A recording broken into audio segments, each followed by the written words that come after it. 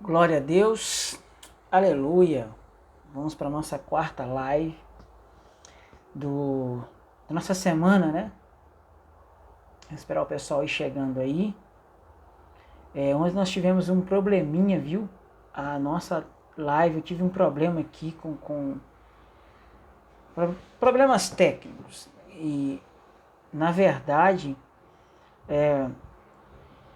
a terceira live ela foi exibida por volta de quase meia-noite. Então, eu vou repostar ela no meu IGTV, dividida em duas partes, porque não cabe tudo, né? Então eu vou repostar ela no meu IGTV, dividida em duas, 15 mais 15, tá? E essa live hoje eu vou tentar fazer ela com meia hora, para que a gente está fazendo com 40 e poucos minutos, vou tentar fazer ela com meia hora, tá bom? Que Deus nos conceda essa oportunidade de, em meia hora, a gente entender o porquê Jesus morreu por mim, o porquê Jesus morreu pelos meus pecados. Para vocês que estão acompanhando, vocês sabem do que a gente está falando. Desde segunda-feira a gente está entendendo da queda do homem, da sua decadência com o pecado, de só intentar violência, de só planejar violência. Então Deus tem que destruir a humanidade, vir com o dilúvio, e através de Noé ele recomeça a humanidade. E nós vemos que depois disso o povo novamente começa a pecar, começa a se degradar cada vez mais. Deus então, o que ele faz? Ele escolhe um homem chamado Abraão. De Abraão ele constitui um povo, e desse povo vai para a escravidão do Egito, se vê novamente se afastando de Deus, e aí começa a entrar em idolatria já com o povo de Deus. E aí Deus vem, o povo se lembra, chora, clama a Deus pela escravidão que está sofrendo. Deus ouve, então vem, retira, envia o libertador que é Moisés, retira o povo do Egito, leva, coloca o povo na terra prometida, uma terra maravilhosa. Então aí a gente vai ver agora, né? O que aconteceu pós-escravidão. Creio que já chegou bastante gente aí, algumas pessoas. A gente já pode ir para a gente já com meia hora fechar essa live ou até menos, tá? Então, para você que não acompanhou, tá vindo só hoje, vai lá no meu IGTV, já tem duas lives lá, a primeira e a segunda. A terceira, se me acompanha, que eu vou repostar ela em duas partes. A terceira live que foi ontem, teve problemas técnicos, como eu disse aí, a gente fez muito tarde, então só mesmo porque às vezes alguém estava esperando, então resolvi fazer essa live ontem para manter esse compromisso com vocês. Hoje eu estou aqui novamente no nosso quarto dia. Porque Jesus morreu por nós. Essa é a Semana Santa e eu tenho enfatizado muito a você que se aproxime de Deus, que se aproxime cada vez mais dele, porque essa semana é uma semana que eu estou chamando de redenção. É semana que eu estou chamando de libertação mesmo, porque o mundo precisa de libertação, o mundo precisa se aproximar de Deus, o mundo precisa se render a Deus. Você, eu falo mundo, eu falo você, eu falo pessoas, porque através dessa rendição, desse conhecimento, porque Jesus morreu por mim, você vai entender a sua liberdade, você vai entender a vida que Deus tem projetado para você, a sua vida eterna com Deus, porque isso aqui vai terminar, está próximo de terminar. Jesus está voltando para buscar a sua igreja, Jesus está vindo buscar os seus. Isso aqui vai terminar. A vida de verdade está reservada quando Jesus voltar, a eternidade com Ele. Então, por isso estou pregando esta palavra para você nessa semana, que é a semana de redenção que eu tenho falado. Então hoje a gente vai para a quarta live, que é o exílio. Para quem não conhece, o exílio é quando o povo de Deus é levado cativo. Ele não está escravo, mas ele está em um lugar distante da sua terra, submetido a não digo um julgamento, mas submetido a leis de Babilônia, ou seja, ali ele é subjugado, ali a lei que rege a nação de Israel não é mais a lei do Senhor, mas é a lei de Babilônia. E aí nós vamos ver o porquê o povo foi parar no exílio, porque o povo vai para o cativeiro e fica 70 anos. Então a gente já começa pelo fato de que depois que eles entram na Terra Prometida, Deus os alerta. Nós vemos isso lá na primeira live. Quando eles entrarem lá, a gente entendeu o porquê das regras. Deus dá regras para eles. Já no deserto, Deus já dá a Moisés os 10 mandamentos. Depois disso, vem as leis cerimoniais, as leis civis, vem as leis para reger aquele povo, como eles deveriam se comportar. E as leis morais, que são os 10 mandamentos, enfim. O povo recebe leis. Leis para quê? Regras para quê? Para que esse povo não se corrompa, para que esse povo ande. Eles têm de forma redigida a lei para que eles conheçam a moral, a ética do Deus a qual eles estão servindo, do Deus a qual criou todas as coisas, do Deus que criou aquela nação, aquele povo e chamou de dele. Chamou de meu. Deus, esse é o meu povo. E chamou aquele povo de meu, não de dele, né? Mas chamou de meu. Talvez seja a expressão certa, chamou de meu.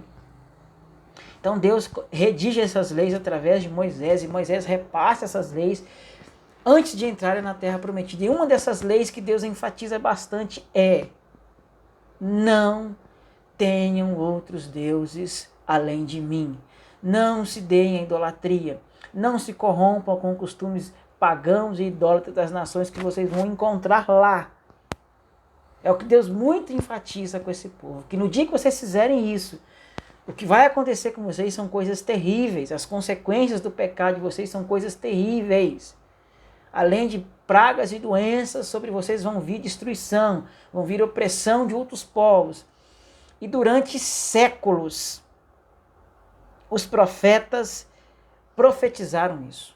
Séculos. Começando com... eu ia falar Isaías, vamos voltar um pouco atrás. O povo idolatrou já logo com Elias, no tempo de Elias, em que Deus cerra os céus, não chove, porque o povo começa a servir a Baal, que era o deus dos amorreus, dos amonitas, e aí vai. Então, antes sim de haver o povo, até desde Juízes, tá? Logo após a entrada na Terra Prometida, o povo já começa a se corromper, mas não é profetas que tem lá, na época lá são juízes. Juiz não é juiz judiciário, mas são líderes que tinha para liderar esse povo, tá? Mas vamos partir então do princípio dos profetas, começando ali por Isaías, profetizando já se o povo não se submetesse, não largasse de vez a idolatria, não se rendesse o coração a Deus, esquecesse essa idolatria. Depois, se você quiser, você pode comentar aí nessa live ou mandar no meu direct, tá bom? Talvez eu vou conversar com a Tayla aqui, a gente faça até uma pesquisa, se você quer entender mais o que é de fato a idolatria. Você já deve ter ouvido falar de muitas coisas, mas você não tem um conceito formado, você não tem uma ideia própria, você não tem uma profundidade do que é a idolatria.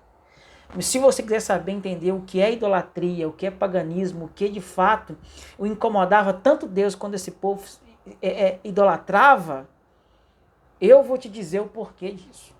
Aí vai ser um processo bem profundo, vai ser algo de mais lives, mas para que eu faça isso, eu preciso saber se você quer realmente, eu preciso de pelo menos 10 pessoas. Para dizer para Flaviana, eu vou te acompanhar nessas lives suas, explicando o que é idolatria. Você quer saber o que é idolatria, por que incomodava tanto Deus quando o povo se idolatrava não, quando o povo se dava idolatria, se corrompia pela idolatria, eu vou te falar, tá? O profundo. Se você quer conhecer de fato o que é idolatria, eu vou te falar. Então, esse povo já começa, o povo de Israel, os hebreus já começam logo em Juízes se corromper pela idolatria. Vai se passando, Isaías vem, profetiza, como eu estava dizendo, aí vem Jeremias, que é a parte mais profunda aqui, já pouco antes mesmo da idolatria de vez levar o povo ao cativeiro. Jeremias profetiza, Jeremias fala, se vocês não se arrependerem, Nabucodonosor está às portas, ele está chegando aí, Nabucodonosor está chegando, então estava muito próximo, mais ou menos 40 anos Jeremias está falando sobre isso. Olha só, eu estou falando de séculos, e aí vem 40 anos antes, Jeremias prega de forma veemente mesmo, de forma bem assídua, mas assim, com muita intrepidez e com exaustão, que se o povo não abandonasse a idolatria, viria um homem chamado Nabucodonosor, viria uma nação, Babilônia, um império na verdade, iria levar esse povo cativo, distante, iria levar esse povo para longe da terra deles, iria destruir tudo, iria entrar, iria matar, saquear, roubar, queimar tudo, profanar o templo do Senhor. Opa, desculpa aí, perdão. Quem sabe faz ao vivo! Lembra do Faustão? Então, e aí Jeremias está falando, está alertando o povo. Vai vir alguém, vai vir, está chegando e tal, e tal. Então o povo não dá ouvido. Tá, com os ouvidos tapados. Não querem dar ouvido a Jeremias. Jeremias está pregando, Jeremias está falando. Então, para a gente não ficar só nas minhas palavras, eu já vou levar você já dentro do cativeiro, dentro do exílio, para você entender qual era o cenário então. Eles já foram cativos, tá? Jeremias profetizou, eles não ouviram. Nabucodonosor entrou, varreu Jerusalém, profanou o templo, matou gente. O resto que sobrou ele levou para uma terra distante. Enfim, queimou Jerusalém, destroçou tudo. E logo a gente então vai ver aqui, dentro do exílio, Deus levanta outro profeta chamado Ezequiel. E aí, o povo ainda está com o coração endurecido, achando que o cativeiro iria passar, que era só algo momentâneo, porque eles achavam, por ser o povo de Deus, que nada aconteceria com eles. Mas se engane você, meu amigo. Se engane você, minha amiga. Se a gente acha que pode brincar com Deus, levar nossa vida de qualquer maneira, que nada vai nos acontecer, não é assim. Deus é amor. E é amor do mais profundo que você possa imaginar. Mas ele também é justiça. Ele não aceite que zombe, que brinque com a cara dele. Ele nos disciplina porque ele nos ama. Ele quer nos acordar para uma destruição ainda pior, que é a morte sem o filho dele, Jesus. Ezequiel diz assim, capítulo 15. Veio a mim a palavra do Senhor dizendo: Filho do homem, eis que de um golpe tirarei de ti o desejo dos teus olhos, mas não lamentarás, nem chorarás, nem te correrão as lágrimas. Geme em silêncio, não faças luto por mortos. Ata o teu turbante e põe nos pés os teus sapatos, e não cubras os teus lábios, nem comas o pão dos homens. Falei ao povo pela manhã, e à tarde morreu minha mulher, e fiz pela manhã como me foi mandado. E o povo me disse: porventura não os farás saber o que significam para nós essas coisas que está dizendo? E eu lhes disse: veio a minha palavra do Senhor dizendo: dize à casa de Israel, assim diz o Senhor, eis que eu profanarei o meu santuário, a glória da vossa força, o desejo dos vossos olhos, e o anelo das vossas almas, e os vossos filhos e as vossas filhas que deixastes cairão a espada. E farei como eu fiz, não vos cobrirei os lábios, e não vos comerei o pão dos homens. Terei nas cabeças os olhos turbantes, e os vossos sapatos nos pés. Não lamentarás, nem chorarás, mas definhará-vos-eis a vossa maldade, e gemereis uns contra os outros. Talvez você não tenha entendido nada, então eu vou te explicar. É o seguinte, aqui foi por partes que o povo foi levado ao exílio. Né? Primeiro, o reino se dividiu. E aí é um processo muito difícil para eu te explicar porque se dividiu, mas vamos partir por esse princípio aqui. Se dividiu, Reino do Norte e Reino do Sul. Era uma nação só, mas devido ao pecado de alguns reis, se dividiu. Reino do Norte, capital Samaria. Todos os reis fizeram o que era mal diante do Senhor. Reino do Sul, Judá, capital Jerusalém. Alguns reis foram bons, outros fizeram coisas ruins aos olhos do Senhor. Capital Samaria, Reino do Norte, foi levado cativo primeiro. Depois, Nabucodonosor foi minando aos poucos o povo, até que restou uma última fortaleza, que era Jerusalém. Lá, estava o templo do Senhor, que Salomão construiu, a glória do Senhor estava sobre aquele templo. Ali habitava a presença do Senhor. Nesse momento, o povo está lá no exílio, alguns já estão cativos lá. E Deus está falando com ele para eles se arrependerem, para que eles não adorem esses deuses pagãos, que na verdade não são nada, não são Deus, só existe um Deus, que é o Senhor, qual nós conhecemos. Vamos correr, eu tenho mais 15 minutos, vou tentar terminar com meia hora. E aqui Deus está falando com eles o seguinte, através de Ezequiel. Ezequiel, tirarei de você o desejo dos teus olhos. Li aqui. Era a mulher de Ezequiel, que está logo aqui, ó. E falei ao povo, versículo 18. E pela manhã e à tarde morreu minha mulher. Por que Deus estava falando isso, fazendo isso? Eu estava pensando assim, nossa, Deus vai matar a mulher de Ezequiel, do profeta que está servindo a ele? Meu querido, é um assunto muito complexo. Mas Deus queria mostrar para o povo o tamanho do sofrimento que ele iria passar por causa do povo. Porque, olha, Jerusalém é invadida e o templo é destruído. E o povo vai para o exílio. Deus, ele escolheu um homem, como eu disse, e escolheu para si um povo, que ele constituiu através desse homem. Ele deu para esse povo liberdade. Ele deu riqueza para esse povo. Ele cuidou desse povo como primogênito, ou seja, como seu primeiro filho, simbolicamente falando. Ele cuidou, ele guardou, ele protegeu, ele prosperou, ele abençoou. Ele ergueu um templo, primeiro o tabernáculo, depois o templo, para que ele habitasse no meio desse povo através da Arca da Aliança. Ele estava ali, no meio desse povo. E a glória de Deus estava naquele lugar. Então, dessa vez, o que vai acontecer quando o povo vai para o exílio, Deus faz essa inversão,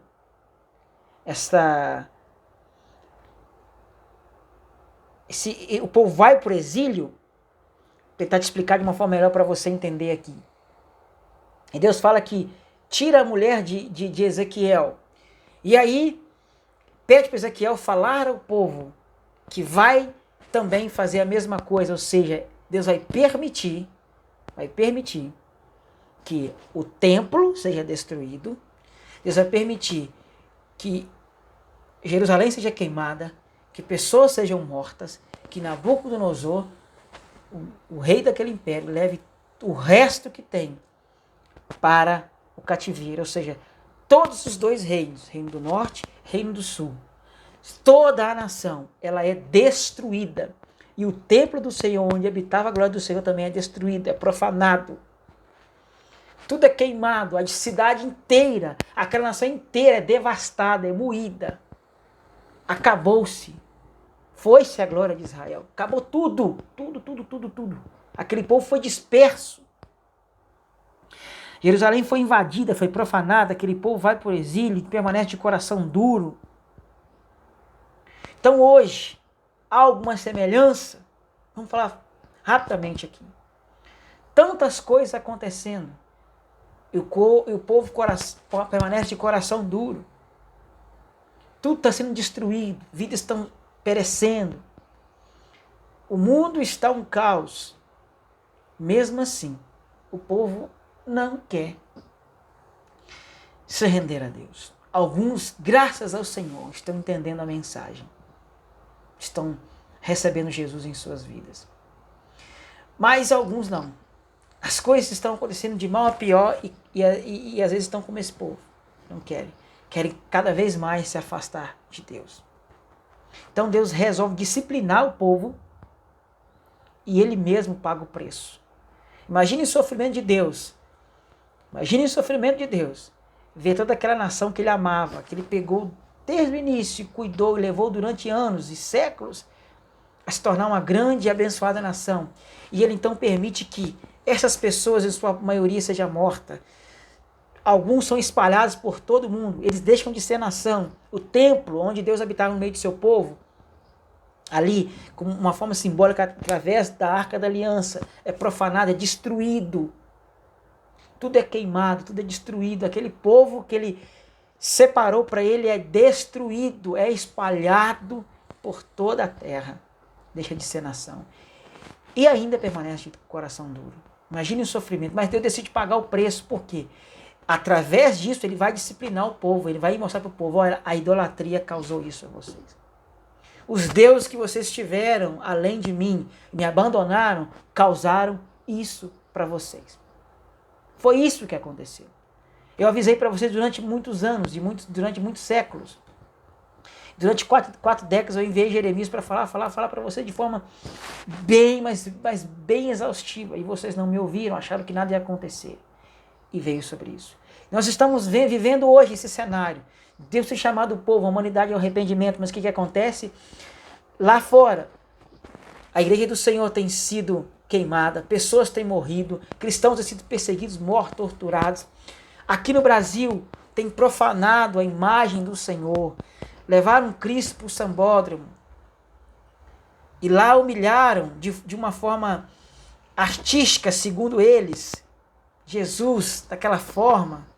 E quantas vezes nós nos vemos as pessoas brincando com as coisas sérias de Deus. Chega uma época, chega um tempo a qual nós estamos vivendo que Deus disse, chega. E Deus está disciplinando não só a nação brasileira, mas todas as nações, dizendo, existe um Deus a qual vocês têm que respeitar. Vocês são livres para fazer a escolha que vocês quiserem. Vivam suas vidas do jeito que vocês quiserem. Mas não brinquem com aquilo que é santo. Não brinquem com a minha santidade. Não brinquem comigo e com a minha palavra. É isso que está acontecendo. E aconteceu isso com o povo. Só que Deus decide pegar para ele essa dor. Eu vou suportar isso, porque através disso o povo vai aprender. E aprendeu. Quando Israel sai do cativeiro, depois de 70 anos, idolatria nunca mais existiu no povo de Israel. Mas o nosso foco é,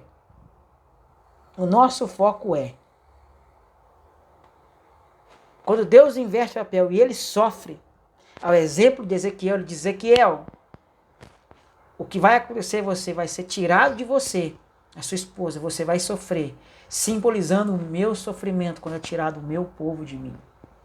Simbolizando que eu estou sofrendo para que eles se arrependam.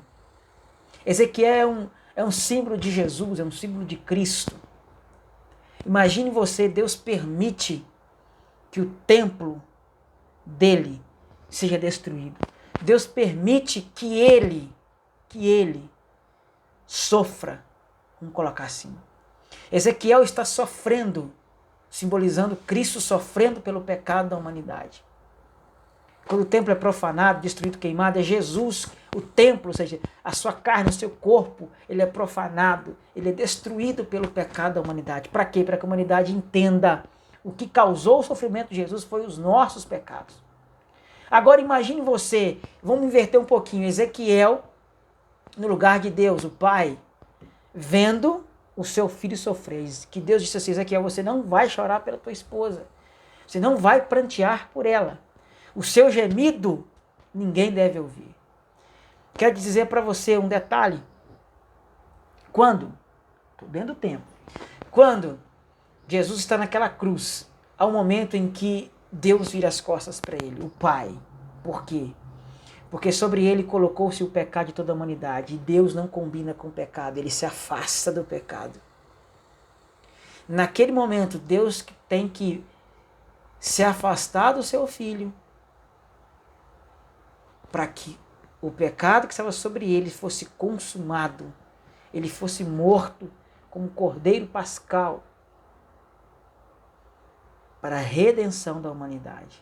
Imagine Deus virando as costas para o seu próprio filho, vendo seu filho gemer lá e ele não poder fazer nada. Mas por que ele fez isso, Flaviano? Por causa de você, de mim, de você e de mim. Então, isso, de você e de mim, e por toda a humanidade. Deus coloca o pecado, o peso do pecado do mundo inteiro sobre o seu filho. Ele sacrifica o seu filho. Ele prefere sofrer para que lá na frente a humanidade entenda o que levou o sofrimento de Cristo, o que levou ele a morrer na cruz. Não foi ele, mas foi o próprio pecado do seu povo, da sua criação. Deus, então, ele não salva o seu filho, ele permite o seu filho ser profanado, seu templo ser todo queimado. Vamos colocar a forma simbólica, vamos, queimado. Não, Jesus não foi queimado, mas ele foi todo rasgado no chicote, foi pregado numa cruz, foi perfurado por uma lança, foi cravado em sua cabeça uma coroa de espinhos. E amanhã a gente vai trazer detalhes, não percam a live de amanhã. A gente vai trazer detalhes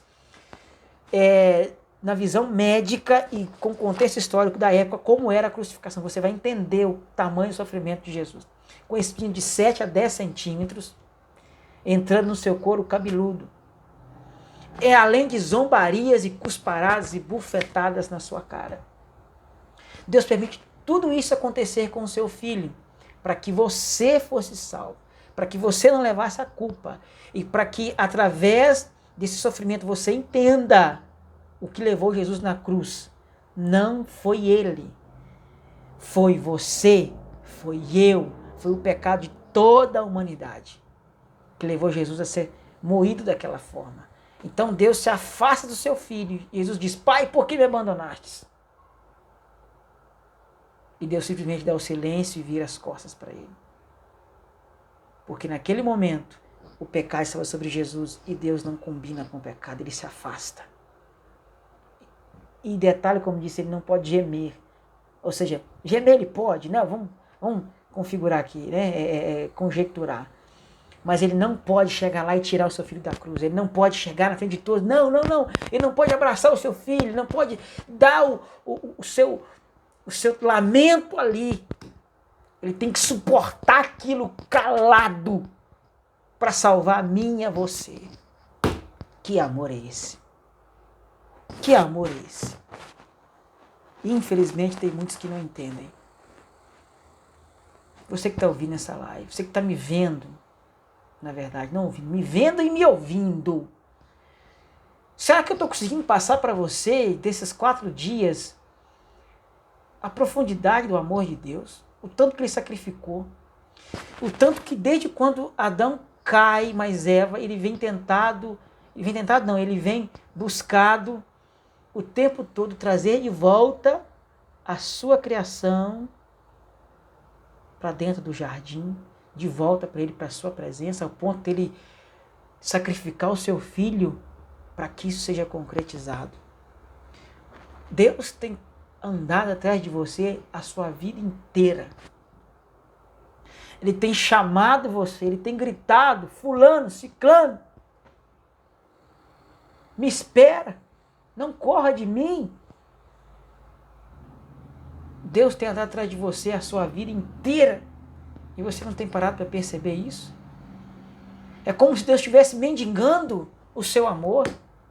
É como se ele tivesse fazendo, e ele não precisa. Deus, ele corre atrás da humanidade, salvar a humanidade o tempo inteiro. O tempo inteiro. Graças a Deus que o mundo tem se rendido e eu sou um deles. A vontade de Deus. Eu era uma ovelha desgarrada, eu era um dos piores seres humanos que você pode imaginar. Porque eu fiz a minha mãe sofrer demais, a minha avó sofrer demais. Imagine o tanto que eu fiz Deus sofrer. E foi o meu pecado, os meus pecados que levou Jesus na cruz. Eu tenho participação nisso. Eu tenho a convicção que o meu pecado levou Jesus para a cruz. E graças a Deus que hoje eu conheço isso, eu entendo isso. E decidi aceitar o sacrifício dele. Ele não me pediu nada em troca. Ele só me pediu: aceite a minha salvação que eu dei para você. É só isso que ele me pede. É só isso que ele te pede. Aceite o meu amor. Eu não quero que você me pague com ouro, com prata, com nada. Eu quero que você aceite o que eu conquistei para você. Eu tenho um plano para você. Antes de você nascer, eu já tinha traçado toda a sua vida. E o plano está aqui, está pronto. Porque tem algo maravilhoso reservado para você. É por isso que Jesus morreu na cruz por mim. É por isso que Jesus morreu na cruz por você. É por isso que ele morreu pelos nossos pecados. A redenção. Não percam a live de amanhã. Vai dar meia hora aqui agora. Não percam a live de amanhã. Será imperdível. Terá detalhes da crucificação de Jesus. Eu te espero amanhã. Que Deus te abençoe, Deus te guarde, Deus te ilumine. E que de fato, oh meu Deus, Senhor, que você esteja entendendo, que seu coração seja tocado, que você esteja abrindo o seu coração para Jesus. Amém? Deus te abençoe e até amanhã. Fique com Deus. Tchau.